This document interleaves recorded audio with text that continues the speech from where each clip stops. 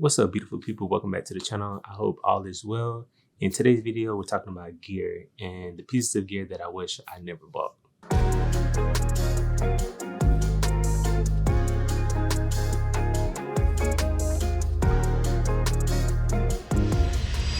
Like many of us, when we began a new hobby in photography or cinematography, I too went down the rabbit hole that is gear and completely went on a splurge buying all the gear that I thought that would quote unquote make me a professional photographer or videographer. And today I'm here to tell you guys about 3 pieces of gear that I bought that I wish I never did.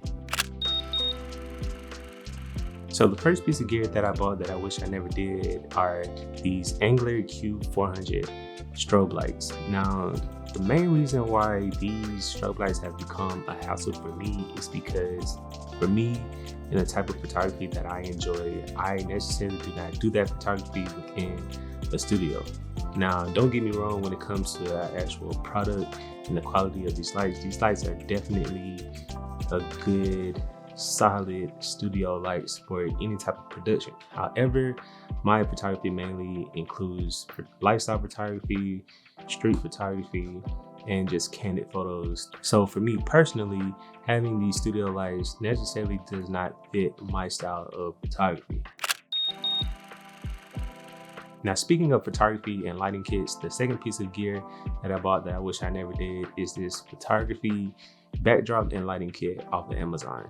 Now, of course, when first starting out as a photographer, I just thought I needed a backdrop stand to quote unquote, again, make me a professional so that I'm able to have a photo shoot anywhere and everywhere. If a client needs it, I can be mobile.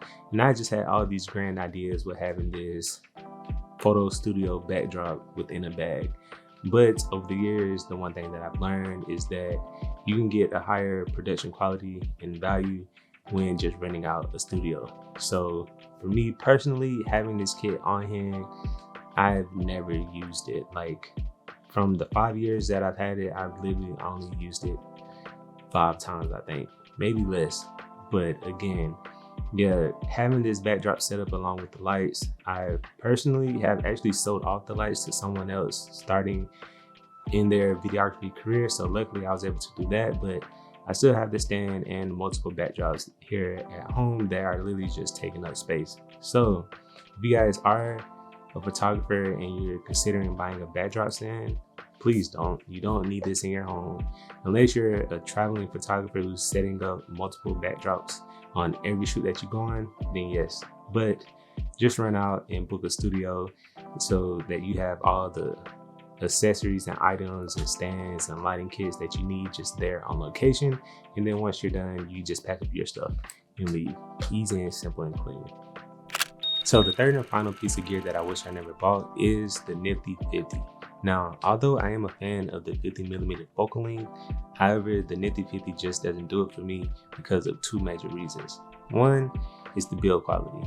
Now, considering that this is an introductory lens, the majority of the lens is made of plastic. Thus, it's not worth its sale. So considering the conditions that I shoot in a run and gun style of photography and cinematography, I just don't trust putting that lens through the paces of my workflow, whether it's rain or dust or whatever the case may be. I just don't trust putting that lens on my camera. So I really don't shoot with it.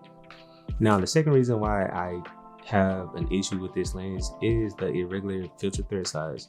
Now, I think this filter thread is a 52, I think. And for me personally, I have no filters or ND filters for this particular size. And although I am a fan of using step-up rings, none of my step-up rings can actually fit that 52mm thread size. So again, I can't use any ND filters when I'm outside filming, and I can't use any Promise filters or polarizers when I'm out shooting photography with it. So yeah, I actually never used that lens outside of the one time I bought it for a YouTube video. So there you have it. Those are 3 pieces of gear that I wish I never bought. If you take nothing away from this video, please take away that you don't need all the gear that you think you do. Before going out and investing in a new expensive piece of gear, make sure that it can enhance your style, enhance your production value, and enhance your creative thoughts and ideas. And if it does, go ahead, go out and grab it. But if it doesn't bring you that additional value when actually on location or on set shooting, then just leave it alone. But if this video was helpful for you in deciding what pieces of gear to avoid, or helped you realize things to consider when actually purchasing new pieces of gear, then consider leaving this video a like so it's able to help others as we continue to grow in this realm of photography and cinematography. And if you aren't already, please consider subscribing to the channel with post notifications on. And yeah, I'll see you all in the next one. Peace.